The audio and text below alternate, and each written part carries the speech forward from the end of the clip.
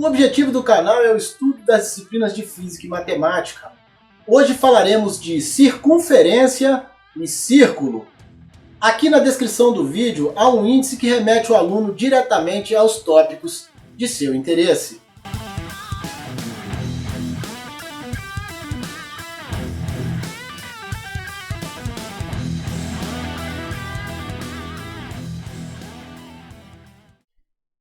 Hoje nós vamos dar início ao estudo das circunferências e dos círculos, dois entes geométricos de extrema relevância.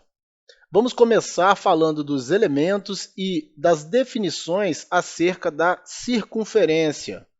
A circunferência é um conjunto dos pontos de um plano cuja distância a um ponto dado desse plano é igual a uma distância não nula dada. Nós vamos traduzir melhor isso daqui. O ponto dado a gente chama de centro e a distância dada a gente chama de raio da circunferência. Dito de outro modo, a circunferência é o conjunto de pontos equidistantes desse ponto, que é o ponto central, o ponto O. E o raio é a medida que vai desse ponto O até a extremidade, até o conjunto de pontos equidistantes do centro. Dados um plano alfa, um ponto O de alfa e uma distância r, podemos descrever a circunferência lambda de centro O e raio R como o conjunto dos pontos P que pertencem ao plano alfa, tal que a distância desses pontos até o centro da circunferência seja igual ao raio, onde lambda representa exatamente a circunferência com esse centro e esse raio.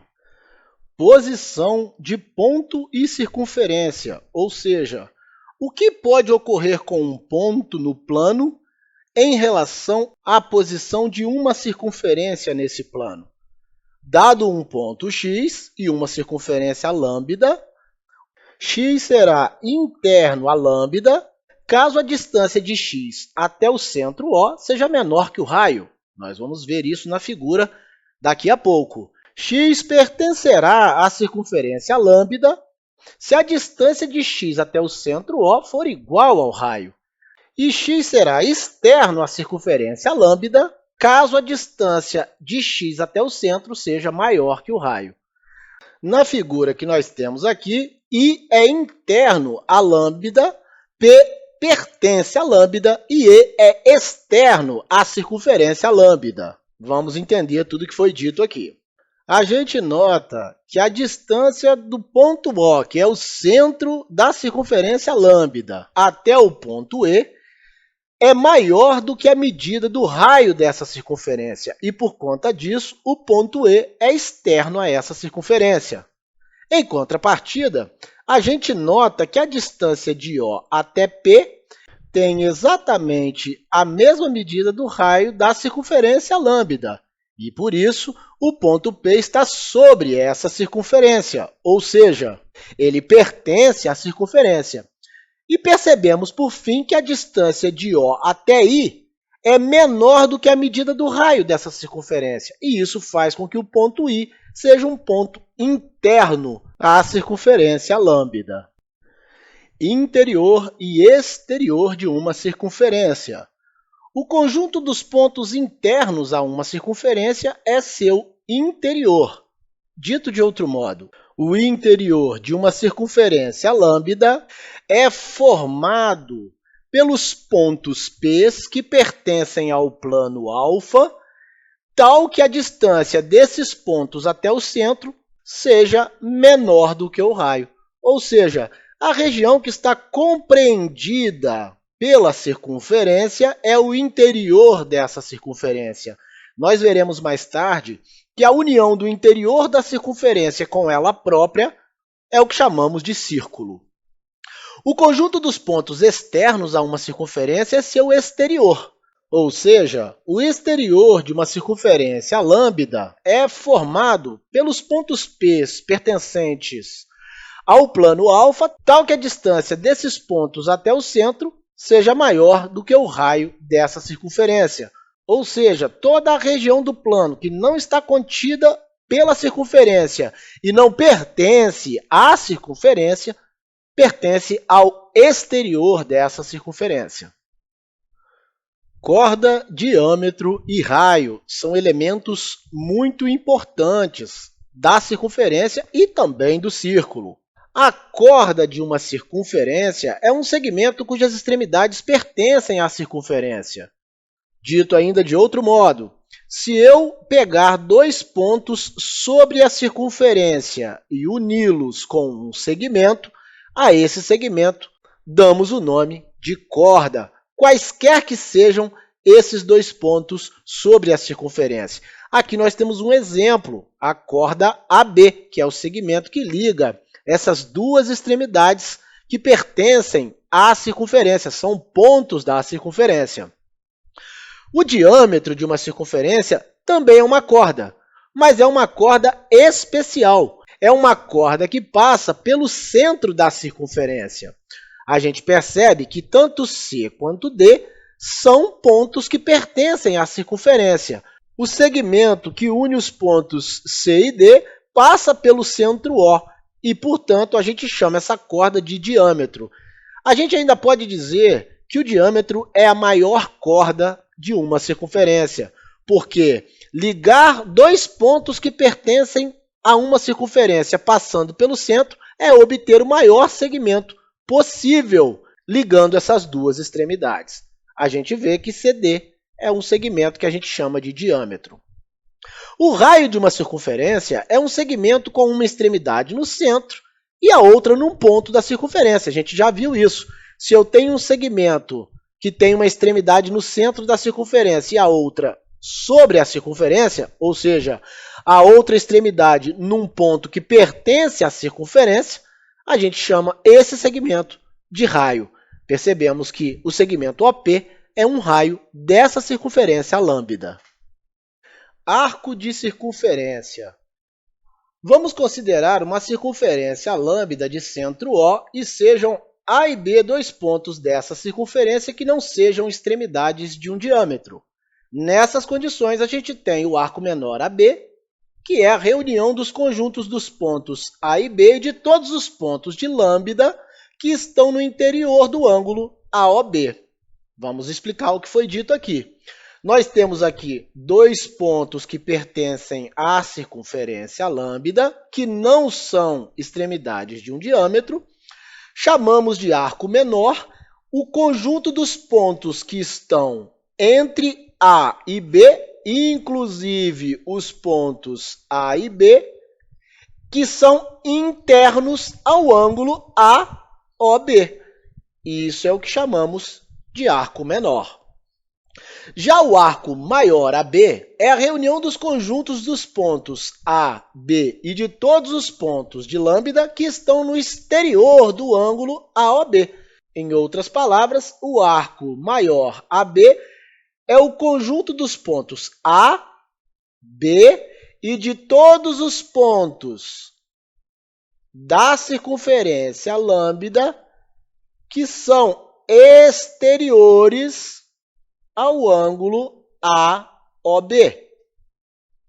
Para diferenciar o arco menor do arco maior, a gente chama o arco menor de AB. E o arco maior a gente chama de AXB.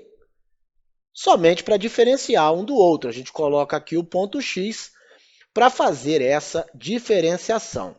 Podemos também dizer, considerando que AOB é um setor angular, que o arco menor AB é a interseção dos pontos da circunferência com o ângulo AOB. Aqui nós temos a circunferência lambda e aqui a parte que é comum tanto à circunferência quanto ao ângulo AOB. Salvo aviso em contrário, quando nos referirmos ao arco AB, nós estaremos falando do arco menor. Para que a gente possa considerar o arco maior, essa observação deve ser feita ou a representação do arco maior deve ser AXB, como já foi dito anteriormente. Semicircunferência. Se A e B são extremidades de um diâmetro de lambda, agora A e B são extremidades de um diâmetro, lembrando que o diâmetro é uma corda que passa pelo centro da circunferência, uma semicircunferência AB é a reunião dos conjuntos dos pontos A, B e de todos os pontos da circunferência que estão no mesmo semiplano dos determinados pela reta AB. Isso quer dizer que se α é um desses semiplanos, a gente pode ter a semicircunferência AB representada pela interseção entre a circunferência lambda e o semiplano α. É o que a gente tem aqui, ó. Nós temos o semiplano α em roxo, é um semiplano. Os pontos comuns à circunferência e ao semiplano α representam a semicircunferência AB. Dito ainda de modo menos técnico, é uma meia-lua. A gente chama essa meia-lua de semicircunferência, ou a metade de uma circunferência. Círculo. O círculo ou disco é o conjunto dos pontos de um plano cuja distância a um ponto dado desse plano é menor ou igual a uma distância não nula dada. Dados um plano α, um ponto O de α e uma distância r, a gente pode dizer que o círculo de centro O e raio R é o conjunto dos pontos P pertencentes ao plano α, tal que a distância desses pontos ao centro é menor ou igual que o raio. Como nós já dissemos, o círculo é a reunião da circunferência com seu interior. Então, todos os pontos da circunferência que estão sobre a circunferência, unidos aos pontos do interior dessa circunferência, é o que chamamos de círculo. O centro, o raio, a corda, o diâmetro, o arco de um círculo são também o centro, o raio, a corda, o diâmetro e o arco da respectiva circunferência. Dito de outro modo, todos esses elementos da circunferência são também elementos do círculo. Setor circular. Vamos considerar um círculo C de centro O e sejam A e B dois pontos da circunferência desse círculo que não sejam extremidades de um diâmetro. Aqui nós temos dois pontos sobre a circunferência que não são extremidades de um diâmetro.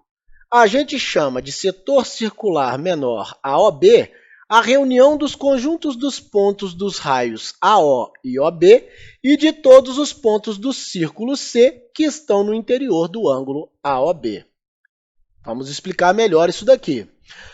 O setor circular menor é o conjunto dos pontos dos raios AO, ou seja, os pontos que estão sobre esse segmento AO, mais os pontos que estão sobre o segmento OB, que são os pontos do raio OB, reunidos aos pontos do círculo C, que são os pontos desse pedaço da circunferência, que vai de A até B, ou seja, os pontos do arco menor, e do interior do ângulo AOB. Esse é o setor circular menor. Já o setor circular maior, AOB, é a reunião dos conjuntos dos pontos dos raios AO e OB e de todos os pontos do círculo C que são exterior ao ângulo AOB. Estamos falando de todos os pontos também que estão sobre o raio AO e sobre o raio OB, e mais os pontos que estão sobre a circunferência nesse pedaço que vai de A até B, unido aos pontos que estão no exterior do ângulo AOB. Assim como no caso do arco menor, salvo aviso contrário, quando nos referirmos ao setor circular AOB, nós estaremos considerando o setor circular menor. Quando estivermos falando do setor circular maior, faremos essa observação.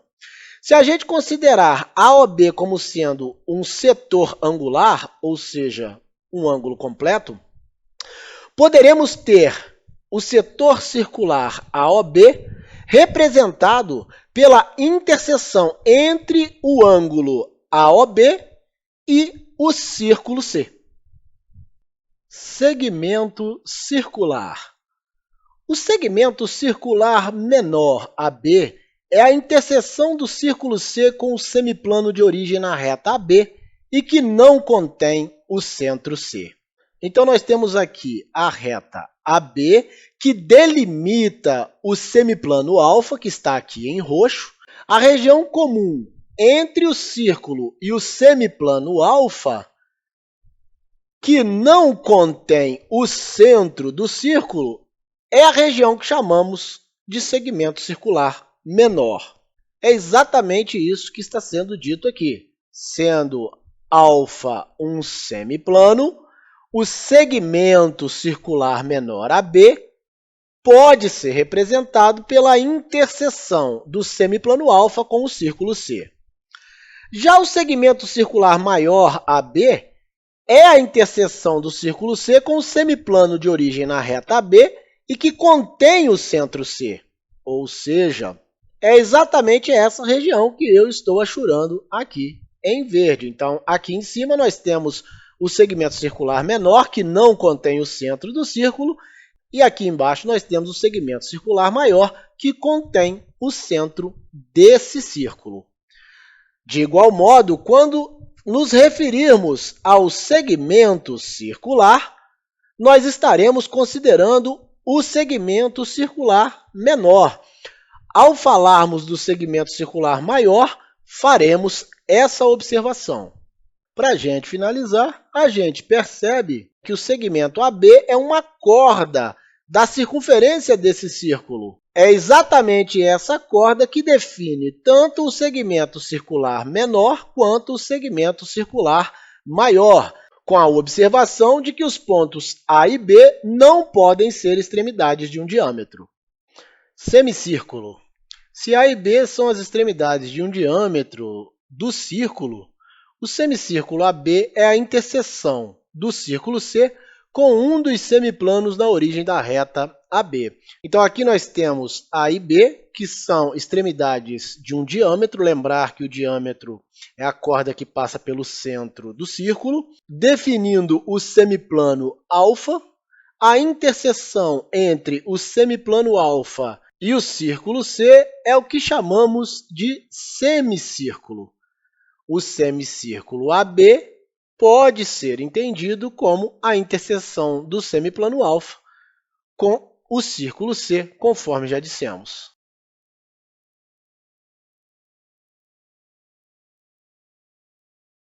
Nós já vimos que um ponto pode ser externo a uma circunferência, pode ser ponto de uma circunferência ou pode ser interno a uma circunferência.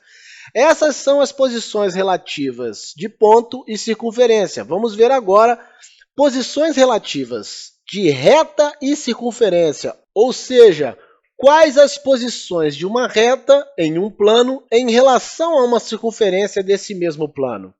Vamos começar com a reta secante. Uma reta é secante a uma circunferência quando intercepta a circunferência em dois pontos distintos. Dizemos que a reta e a circunferência, nesse caso, são secantes. Observe que os pontos A e B têm origem na interseção entre a reta secante S e a circunferência lambda.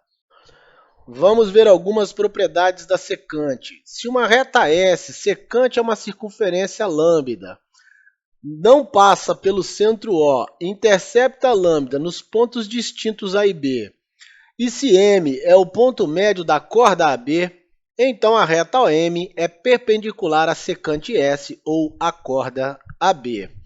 Bom, olhando para a figura, fica mais fácil de entender o que foi dito aqui. Se nós temos uma reta S que intercepta a circunferência em dois pontos A e B, sendo M o ponto médio do segmento AB, então a reta OM é perpendicular a reta secante S. Ser perpendicular significa formar com ela um ângulo reto. Segunda propriedade, se uma reta S secante a uma circunferência lambda não passa pelo centro O e intercepta a lambda nos pontos distintos A e B, então a perpendicular a S, conduzida pelo centro, passa pelo ponto médio da corda AB. É uma outra maneira da gente entender o que foi dito na primeira propriedade. Se a gente tem uma secante que intercepta a circunferência de dois pontos A e B, a reta perpendicular a esse segmento AB, que passa pelo centro da circunferência, passará necessariamente pelo ponto médio desse segmento AB. Tangente. Uma reta tangente a uma circunferência é uma reta que intercepta essa circunferência num único ponto. Lembrem-se que a secante intercepta a circunferência em dois pontos. A tangente intercepta a circunferência em um único ponto. A reta tangente a uma circunferência tem um ponto comum com a circunferência, e os demais pontos da reta são externos à circunferência. A gente vê aqui que o único ponto comum entre a reta e a circunferência é o ponto T. Os demais pontos dessa reta T são externos a ela. O ponto comum é chamado de ponto de tangência, então esse ponto T é chamado ponto de tangência. Dizemos que a reta e a circunferência, nesse caso, são tangentes. Também podemos entender a tangência entre a reta e a circunferência como sendo a interseção entre a reta T, a reta tangente T, e a circunferência lambda, dando origem, assim, apenas ao ponto T, que é o ponto, como a gente já disse, de tangência entre a reta e a circunferência. Propriedades da tangente. Toda reta perpendicular a um raio na sua extremidade da circunferência é tangente à circunferência, ou seja, toda reta que for perpendicular ao raio em sua extremidade será uma reta tangente à circunferência lambda. Toda tangente a uma circunferência é perpendicular ao raio no ponto de tangência. Se eu traçar uma reta tangente a essa circunferência, essa reta será perpendicular ao raio no ponto de tangência. Lembrando que ser perpendicular é formar com o raio um ângulo reto. Exterior. Uma reta é exterior a uma circunferência quando ela não intercepta a circunferência, ou seja, quando não existem pontos comuns entre a reta e a circunferência. Dizemos que a reta e a circunferência, nesse caso, são exteriores. A gente pode interpretar essa situação como sendo a interseção vazia entre a reta E e a circunferência lambda. É o que a gente vê aqui, ó. A gente percebe que a reta E não intercepta a circunferência em nenhum ponto, e por isso ela é exterior à circunferência. Aqui vale uma informação muito importante. A distância medida entre o centro da circunferência e a reta E é sempre medida através desse segmento que é perpendicular à reta. Então, para medirmos a distância de um ponto, nesse caso do centro da circunferência, até a reta E, eu preciso traçar um segmento que vai de O até a reta, sendo que esse segmento deve ser perpendicular à reta em questão.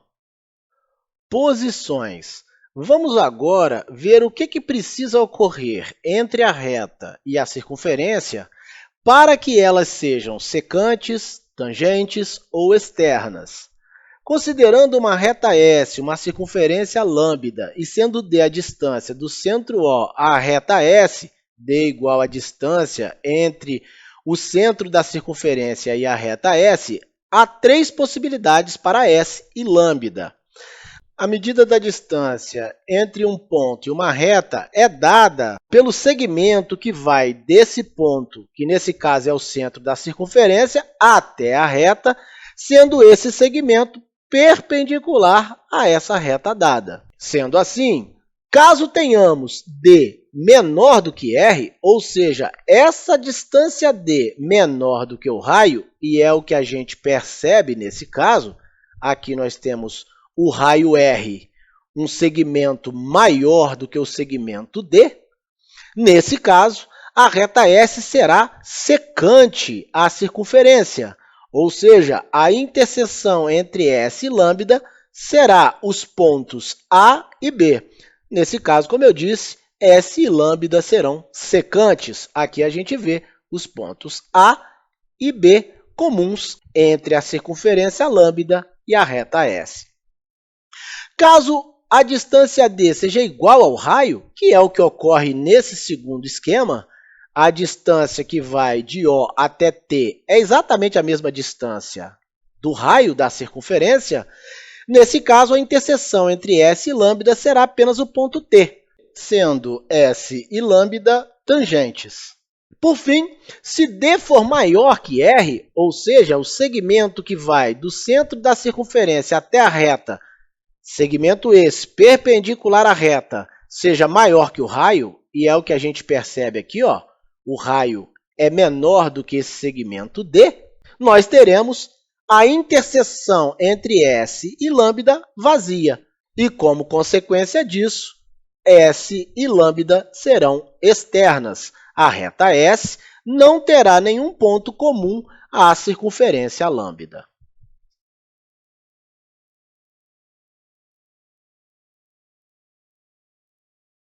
Posições relativas de duas circunferências.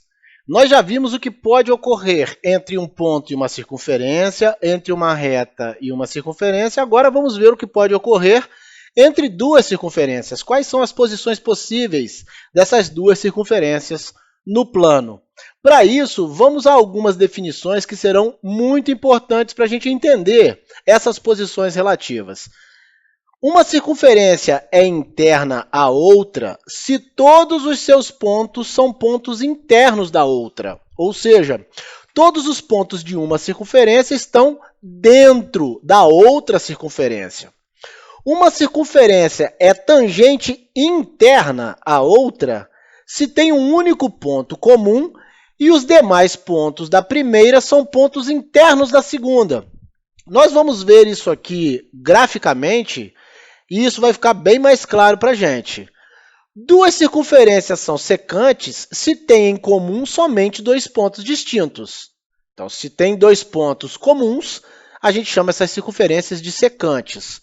Duas circunferências são tangentes externas se tem um único ponto comum e se os demais pontos de uma são externos à outra. Esse segundo caso e esse quarto caso fica bem mais claro da gente entender vendo geometricamente essas situações. Duas circunferências são externas se os pontos de uma delas são externos à outra. Se todos os pontos de uma são pontos externos à outra, a gente diz que essas circunferências são externas. Posições. Vamos ver agora o que pode ocorrer de fato com duas circunferências, uma em relação à outra, no plano, a depender da distância entre seus centros.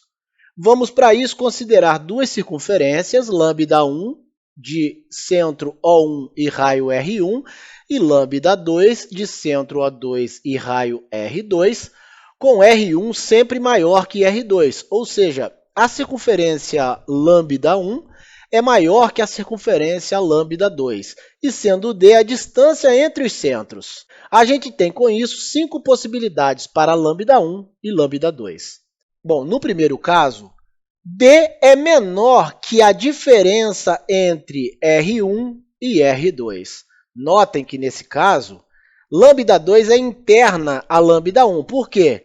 Nós vimos no slide anterior que quando todos os pontos de uma circunferência são internos à outra, a gente diz que uma circunferência é interna à outra. É exatamente esse caso. Lambda2 é interna a lambda1. Além disso, o que a gente percebe é que se nós pegarmos o raio da circunferência lambda1, que vai de O1 até a extremidade dessa circunferência, e retirarmos dela o raio da circunferência lambda2, que é esse pedaço que eu estou suprimindo em azul, o resultado é maior do que a distância D, que é esse segmento que vai do centro de uma circunferência ao centro da outra. Notem que a diferença entre as medidas dos raios é esse pedaço em amarelo, ou seja, o pedaço que vai de O1 até O2 e mais esse outro pedacinho aqui, ó, que sobrou aqui em cima. Logo, D, o segmento em vermelho D, é menor do que a diferença entre os raios. Nesse caso, a gente diz que a circunferência lambda2 é interna à circunferência lambda1, como eu disse. No caso de D ser igual à diferença entre os raios R1 menos R2, nós teremos lambda2 tangente interna a lambda1. Lembrem que no slide anterior eu falei desse caso. Esse caso é o caso em que as duas circunferências têm apenas um ponto em comum e os demais pontos de lambda2 são internos a lambda1. A gente diz nesse caso que lambda2 é tangente interna a lambda1. Vamos entender o porquê que isso ocorre quando D é igual à diferença entre R1 e R2. Bom, se eu marcar aqui o raio da circunferência lambda1 em amarelo, esse é o raio da circunferência lambda1, e retirar dessa medida o raio da circunferência lambda2, que é esse pedaço que eu estou suprimindo em azul, o que me resta é exatamente o segmento que tem medida D. E por isso, a circunferência lambda2 será tangente interna a lambda1, porque a medida D será igual à diferença entre R1 e R2. No caso de lambda2 ser tangente externa a lambda1, a distância D será igual à soma dos raios R1 com R2. Bom, nós vimos também no slide anterior que uma circunferência é tangente externa a outra quando elas têm um ponto comum e os demais pontos de lambda2 são externos a lambda1. Bom, vamos ver por que quando D é igual à soma dos raios, nós temos esse caso. A gente observa que em amarelo nós temos o raio da circunferência lambda1 e em azul temos o raio da circunferência lambda2. A soma desses dois raios é exatamente igual à medida D, o segmento que liga os centros das duas circunferências. Quando isso ocorre, a gente diz que a circunferência lambda2 é tangente externa a lambda1. Analisando agora o caso em que lambda2 e lambda1 são secantes. Eu deixei para analisar esse terceiro caso depois de analisarmos o segundo e o quarto caso de propósito. Para que as circunferências sejam secantes, é preciso que a distância entre os centros das circunferências seja uma medida entre a diferença dos raios e a soma dos raios. Note que essa é uma situação intermediária à segunda e quarta situações. Notem que, nesse caso, lambda2 nem é tangente interna a lambda1, nem tangente externa a lambda1. Ao contrário disso, ela tem pontos internos a lambda1 e externos a lambda2, assim como dois pontos que pertencem a ambas as circunferências. E, por isso, a medida D, que é a distância entre os centros, tem que estar entre essas duas situações. Ela tem que ser, ao mesmo tempo, maior que a diferença entre os raios e menor que a soma entre os raios. Quando isso ocorre, a gente diz que as duas circunferências são secantes. Em outras palavras, possuem dois pontos comuns. Por fim, vamos analisar o caso em que lambda2 é externa a lambda1. Para que isso ocorra, a distância entre os centros deve ser maior que a soma dos raios. Bem tranquila essa situação. Aqui a gente tem o raio da circunferência lambda1 em amarelo e o raio da circunferência lambda2.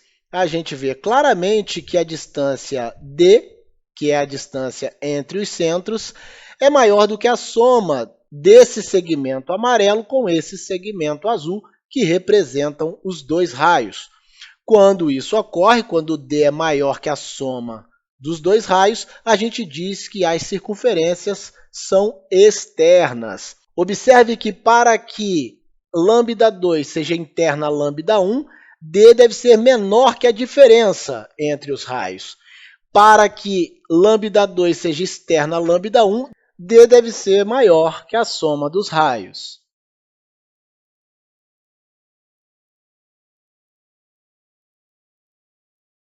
Segmentos tangentes. Se de um ponto P conduzirmos os segmentos PA e PB, ambos tangentes a uma circunferência, com A e B na circunferência, então o segmento PA será congruente ao segmento PB. O centro O da circunferência lambda pertencerá à bissetriz do ângulo APB. Vamos entender tudo isso que foi dito aqui. Se nós tivermos uma circunferência lambda e um ponto P no plano, e através desse ponto traçarmos duas retas tangentes a essa circunferência, tangentes a ela nos pontos A e B, nós teremos os segmentos PA e PB congruentes, ou seja, com a mesma medida. Além disso, o centro da circunferência vai pertencer à bissetriz do ângulo APB. A bissetriz desse ângulo é o segmento que o divide em dois ângulos congruentes, de mesma medida. É muito importante relembrarmos que o raio da circunferência forma, com a reta tangente a ela, um ângulo de 90 graus, ou seja, o segmento OA é perpendicular à reta que passa pelo ponto de tangência A. O mesmo ocorrendo com o segmento OB em relação à reta que passa pelo ponto de tangência B.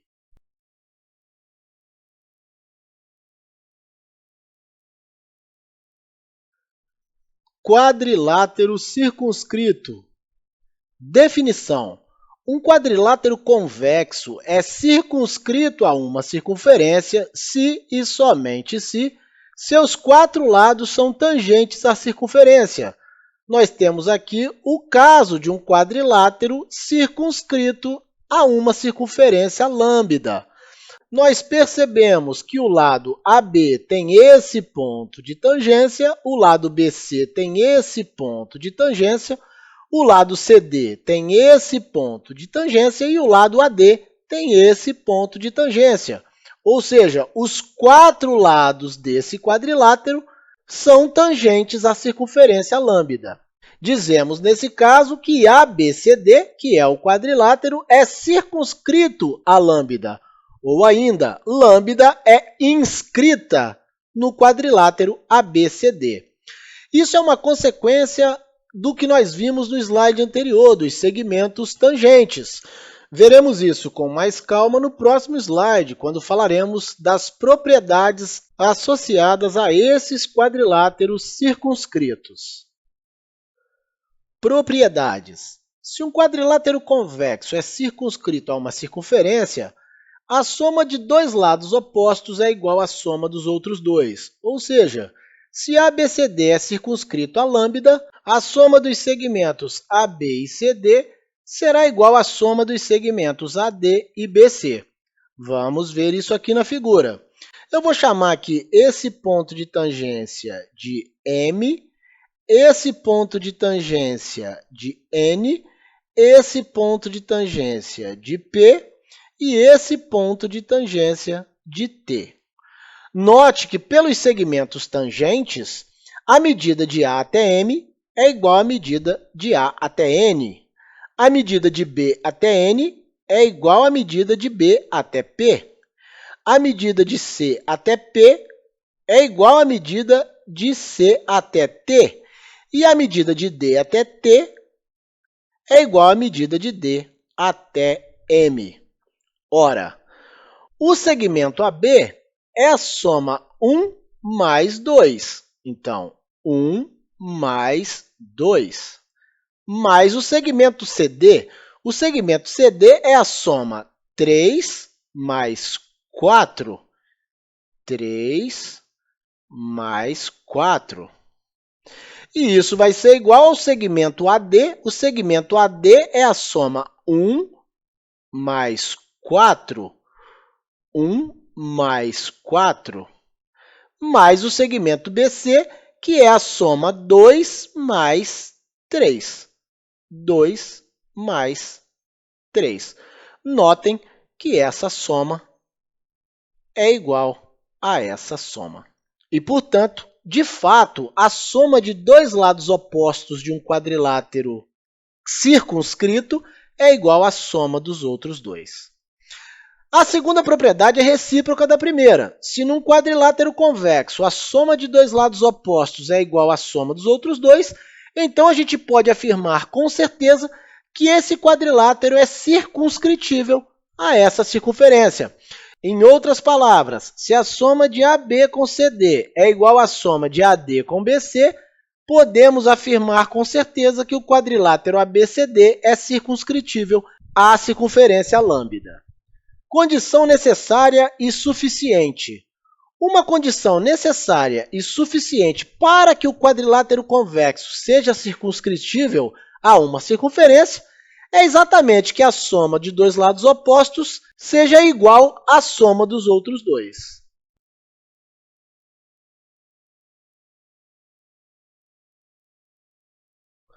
Vamos agora falar da congruência, da adição e da desigualdade de arcos, começando pelas circunferências congruentes. Quando a gente pode considerar duas circunferências congruentes? Quando elas possuem raios iguais, ou seja, quando os raios de duas circunferências têm a mesma medida. Arcos congruentes. Quando que dois arcos em uma circunferência podem ser considerados congruentes? Dois arcos AB e CD de uma circunferência de centro O são congruentes se e somente se os ângulos AOB e COD são congruentes. Aqui nós temos o arco AB congruente ao arco CD. A gente vê que o ângulo COD, que é esse ângulo marcado, e o ângulo AOB, que é esse ângulo marcado, têm a mesma medida, ou seja, são congruentes. Logo, os arcos AB e CD também serão congruentes. Adição de arcos. Numa circunferência de centro O, o arco AB é a soma dos arcos AC e CB, se e somente se o ângulo AOB é a soma dos ângulos AOC e COB. Muito tranquilo isso, né? Aqui na figura a gente vê em vermelho o arco AB, ele é a soma dos arcos AC e CB. Isso ocorre porque a soma do ângulo AOC, que eu destaquei em verde, com o ângulo COB, que eu destaquei em azul, me dá o ângulo AOB. E é isso que está escrito aqui, ó. O arco AB é igual à soma dos arcos AC e CB, se e somente se o ângulo AOB for a soma dos ângulos AOC e COB. Desigualdade de arcos. Numa circunferência de centro O, o arco AB é menor que o arco CD, se e somente se o ângulo AOB é menor que o ângulo COD. Tá aqui, ó. O arco AB será menor que o arco DC, se e somente se o ângulo AOB for menor que o ângulo COD.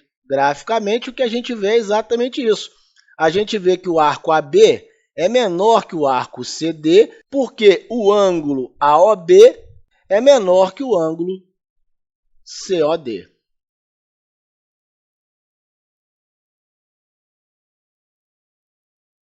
Ângulo central. Definição.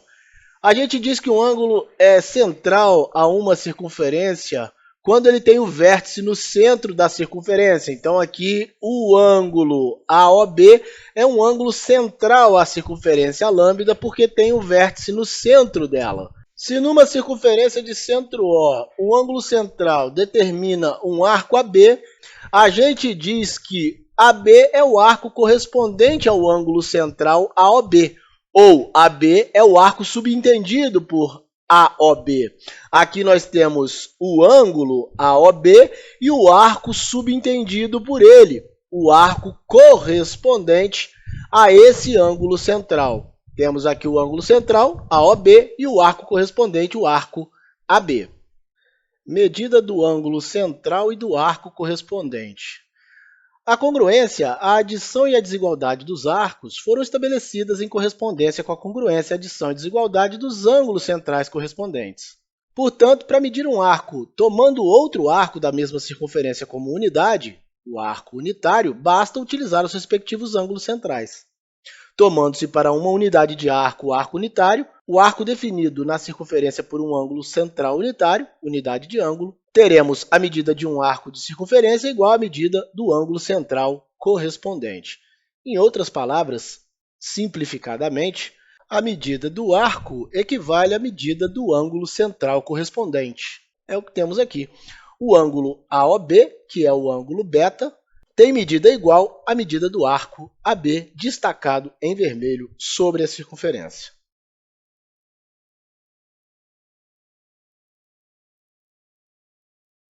Ângulo inscrito. Nós vimos no slide anterior que a medida do ângulo central é a mesma do seu arco correspondente. Vamos ver o que acontece com o arco que corresponde ao ângulo inscrito agora. Definição. Um ângulo inscrito relativo a uma circunferência é um ângulo que tem o vértice na circunferência e os lados são secantes a ela. É o que temos aqui. O vértice pertence à circunferência e os lados dos ângulos são secantes a essa circunferência, ou seja, interceptam a circunferência em dois pontos. Aqui o vértice e o ponto A, nesse outro caso o vértice e o ponto B. Na figura, AVB é o ângulo inscrito. Esse ângulo AVB é o ângulo inscrito. AB é o arco correspondente ao ângulo subentendido. Ou seja, o arco AB corresponde a esse ângulo inscrito na circunferência. AOB é o ângulo central correspondente ao ângulo inscrito AVB. O ângulo central, destacado aqui em verde, é o ângulo AOB, que corresponde ao ângulo inscrito AVB. Medida do ângulo inscrito. Um ângulo inscrito é metade do ângulo central correspondente, ou a medida de um ângulo inscrito é a metade da medida do arco correspondente.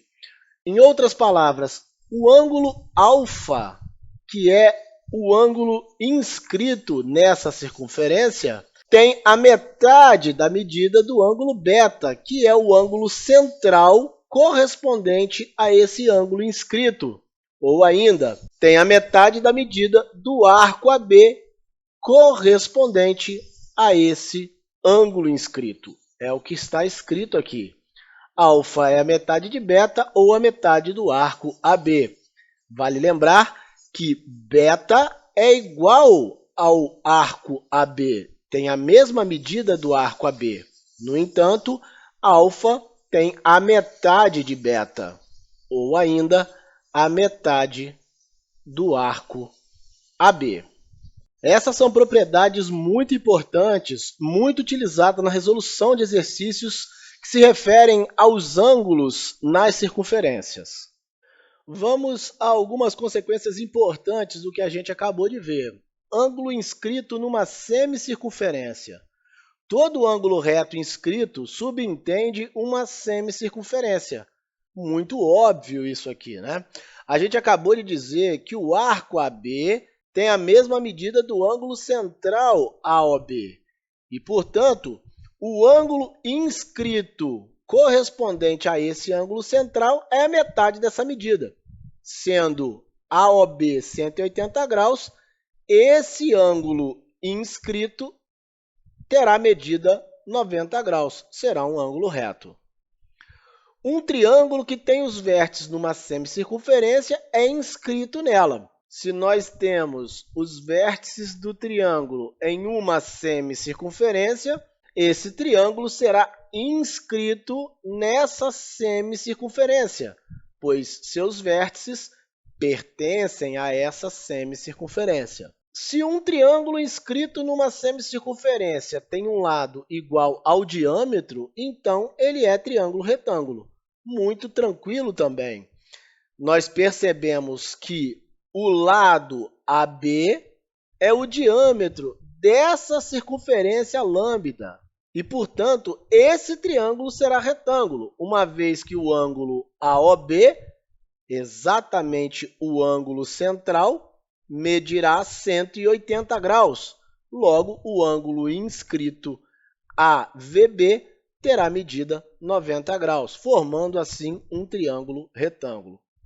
Para resumir, todo ângulo reto é inscritível numa semicircunferência e, reciprocamente, todo ângulo inscrito numa semicircunferência com os lados passando pelas extremidades é ângulo reto. Exatamente o que a gente falou aqui agora há pouco.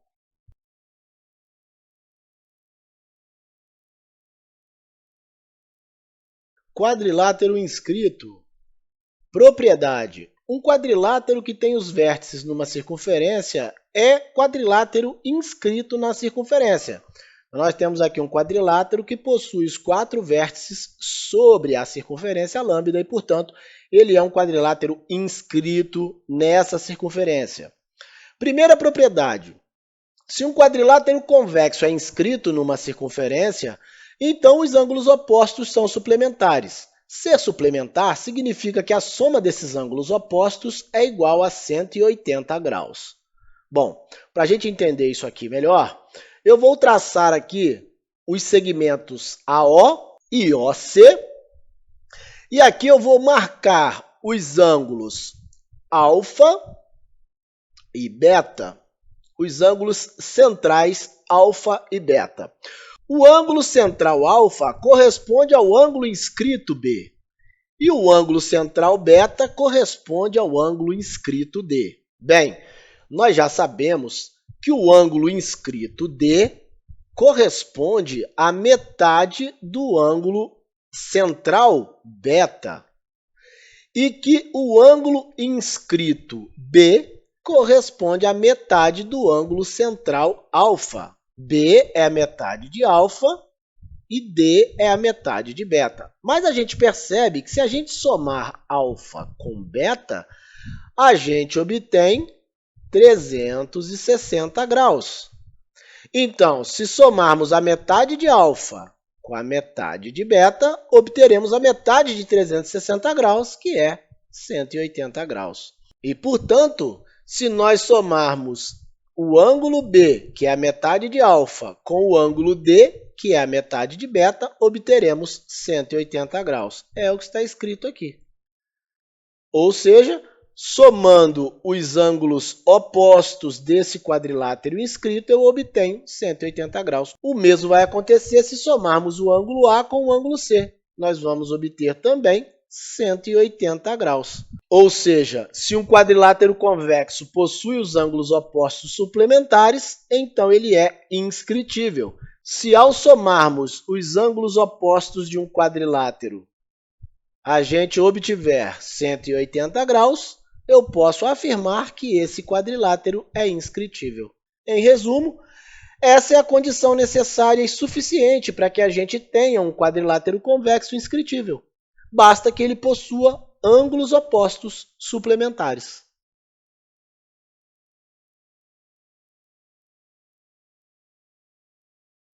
Vamos ver agora o que vem a ser o ângulo de segmento ou ângulo semi-inscrito. Definição. Ângulo de segmento ou ângulo semi-inscrito relativo a uma circunferência é o ângulo que tem o vértice na circunferência, um lado secante e outro tangente à circunferência. Então, aqui nós temos o ângulo alfa, que é o ângulo de segmento. Ele tem o vértice sobre a circunferência. A reta S, que é um dos lados desse ângulo, é secante à circunferência. E a reta T, que é o outro lado desse ângulo, é tangente a essa circunferência. Na figura nós temos o ângulo TAB como ângulo de segmento, que é esse ângulo alfa, TAB. AB é o arco correspondente ou subentendido. Aqui nós temos o arco AB, correspondente ou subentendido a esse ângulo central, beta. AOB é o ângulo central correspondente a esse ângulo semi-inscrito, TAB. E, por fim, o nome ângulo de segmento vem do segmento circular AB, que é definido por essa secante, com extremidades em A e em B. Medida do ângulo de segmento. O ângulo de segmento é metade do ângulo central correspondente. Em outras palavras, a medida do ângulo alfa é metade da medida do ângulo beta. Assim como o ângulo inscrito tem a metade da medida do ângulo central, o ângulo de segmento também tem a metade da medida do ângulo central. Ou ainda, a medida de um ângulo de segmento é a metade da medida do arco correspondente, ou seja, é a metade da medida do arco AB que corresponde ao ângulo central beta. É isso que está escrito aqui.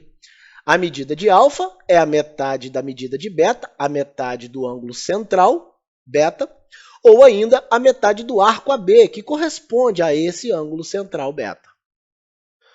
Arco capaz ou segmento circular capaz.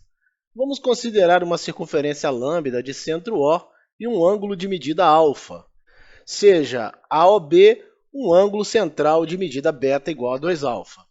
Os vértices dos ângulos inscritos ou semi-inscritos relativos à lambda, que têm os lados passando por A e B e têm medida alfa, estão num arco APB. É o que a gente vê aqui, ó, os ângulos inscritos, que são os ângulos alfa, e os ângulos semi-inscritos, que também têm medidas alfa, têm seus lados passando por A e B. O ângulo beta é o ângulo central e, portanto, os ângulos inscritos e semi-inscritos têm medida beta dividido por 2. Daí, afirmarmos que beta é igual a 2α. Esses ângulos alfa estão no arco APB, que está destacado em vermelho aqui na figura. A esse arco APB a gente chama de arco capaz de alfa.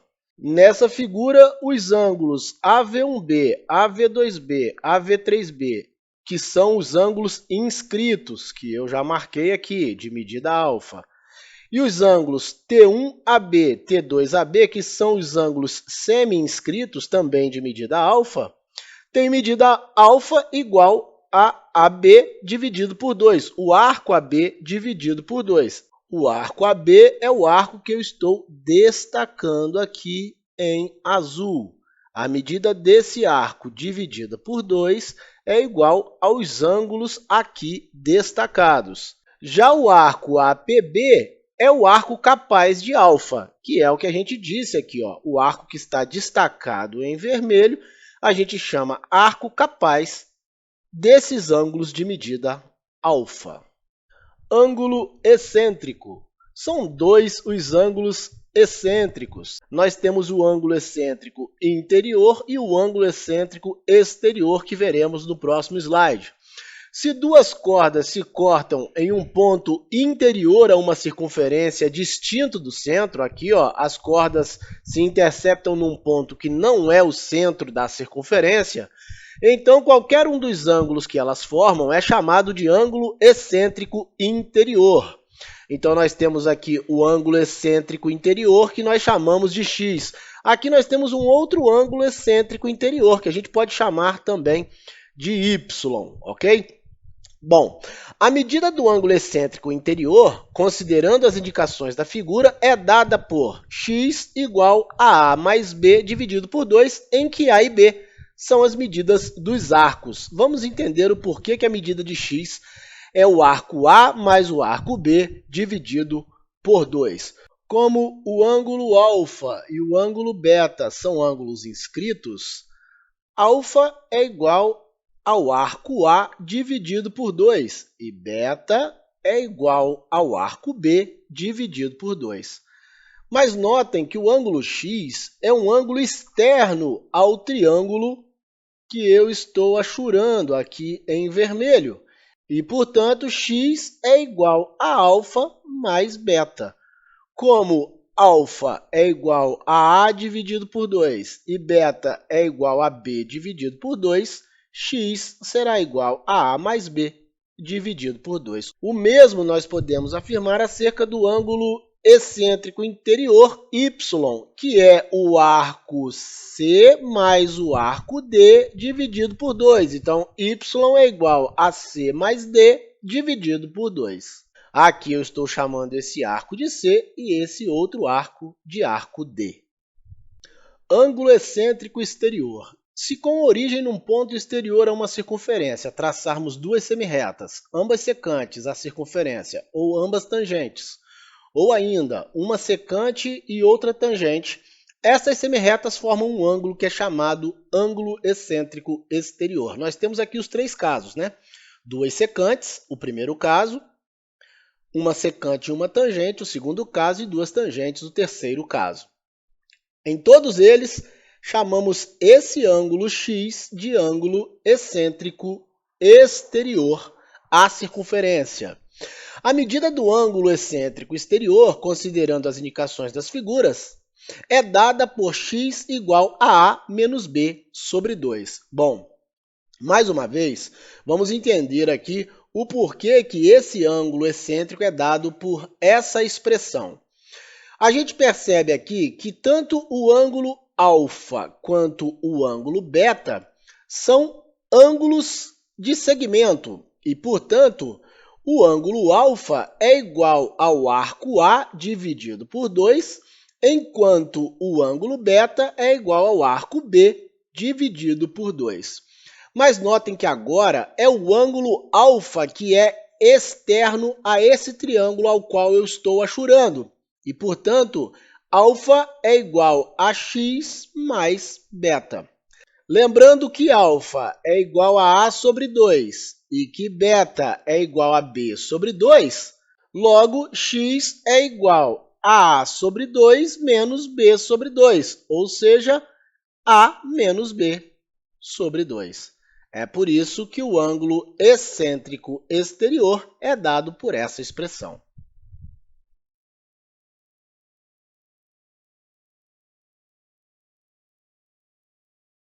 Comprimento da circunferência, um assunto de extrema relevância para o entendimento desse ente geométrico.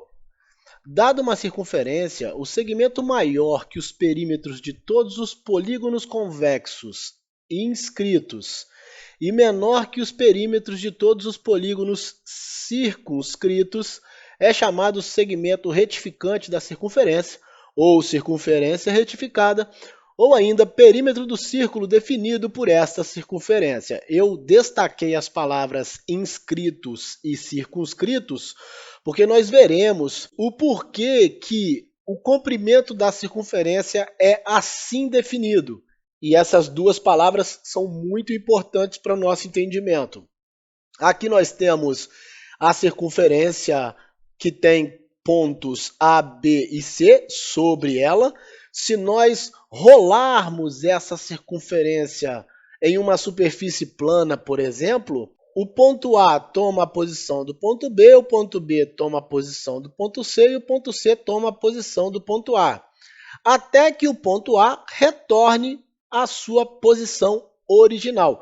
Quando isso acontece, a gente diz que a circunferência fez um giro completo, definindo assim o segmento retificante ou perímetro do círculo. É como se nós estivéssemos rolando uma roda em uma superfície plana, retificando assim a circunferência.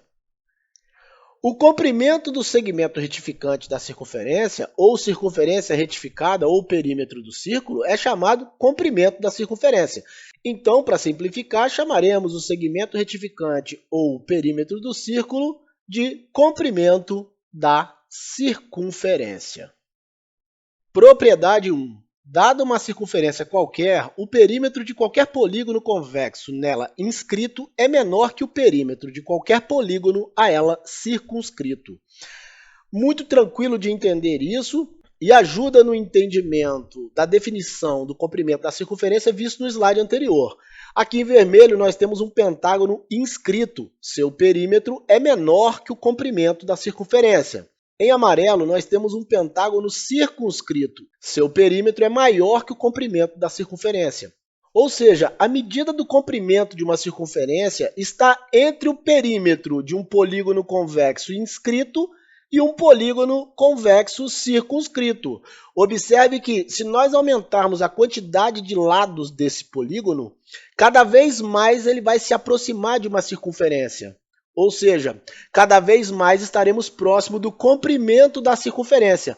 No entanto, ainda assim, o comprimento da circunferência terá medida maior do que o polígono convexo a ela inscrito e menor que o perímetro do polígono convexo a ela circunscrito.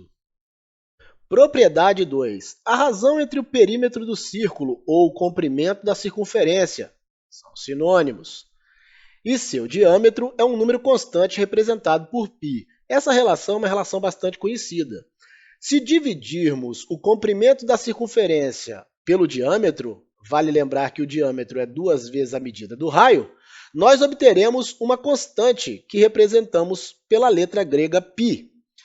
Isso significa que, se medirmos o segmento retificante de uma circunferência, ou seja, seu comprimento, e dividirmos pelo dobro do raio, ou seja, pelo diâmetro, obteremos sempre o mesmo valor, qualquer que seja o comprimento dessa circunferência. Esse número π é um número irracional e, portanto, sua aproximação para 10 casas decimais está aqui descrita. É comum a gente utilizar o valor 3,14 para nos referirmos ao número π. Como essa razão da medida do comprimento da circunferência pelo diâmetro é uma constante π, nós podemos dizer que o comprimento de uma circunferência é dado pela expressão 2πr. 2 vezes o valor π vezes o raio da circunferência. Basta multiplicarmos aqui 2r por π do outro lado da igualdade. Bom, vimos no slide anterior como encontrar o comprimento de uma circunferência. Agora vamos ver como encontrar o comprimento de um arco de circunferência, ou seja, um pedaço dela. O comprimento de um arco de circunferência, que aqui vamos chamar de L, é proporcional à sua medida alfa. Aqui nós temos o arco, que denominamos L, em vermelho, e aqui o ângulo alfa, sendo R a medida do raio dessa circunferência. Como essas medidas são proporcionais, eu posso fazer uso de uma regra de 3 para encontrar a medida desse arco. Eu posso utilizar como unidade de medida graus ou radianos. Vamos fazer aqui para os dois. Para alfa, medida em graus, para o ângulo alfa, medida em graus.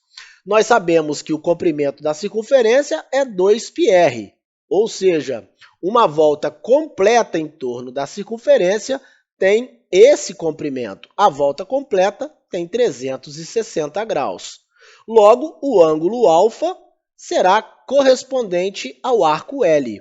Aplicando aqui uma regra de 3, nós teremos 360L igual a 2πr alfa. L, então, será 2πr alfa sobre 360. Podemos aqui fazer essa simplificação. O arco L, então, terá medida πr alfa dividido por 180 graus. Isso com alfa em graus.